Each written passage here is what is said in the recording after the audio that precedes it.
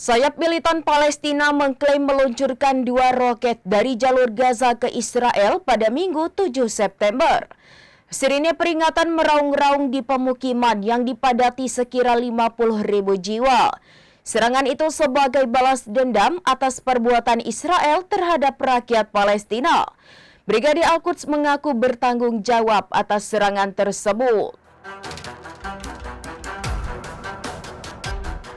Sayap militan Palestina mengklaim meluncurkan 2 roket dari jalur Gaza ke Israel pada Minggu 7 September. Sirine peringatan meraung-raung di pemukiman yang dipadati sekira 50.000 jiwa. Serangan itu sebagai balas dendam atas perbuatan Israel terhadap rakyat Palestina.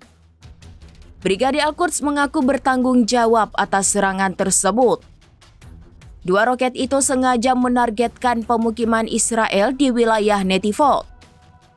Pasukan pertahanan Israel mengakui sayap militan Palestina meluncurkan 2 roket dari jalur Gaza.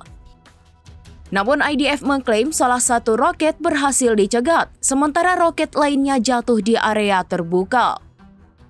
Tidak ada laporan korban jiwa maupun kerusakan akibat serangan ini. Hanya saja warga yang berada di pemukiman Netivot sempat mengalami kepanikan lantaran sirine yang meraung-raung. Sementara perlu diketahui, ini menjadi pertama kalinya dalam beberapa bulan terakhir roket dari Gaza kembali mengancam wilayah Netivot. Insiden tersebut terjadi ketika militer Israel meningkatkan operasi di sekitar kota Gaza, pusat perkotaan terbesar di wilayah tersebut. Demikian informasi terkini Syederalun, saksikan terus informasi lainnya, jangan lupa like dan share seluruh akun serambinews.com.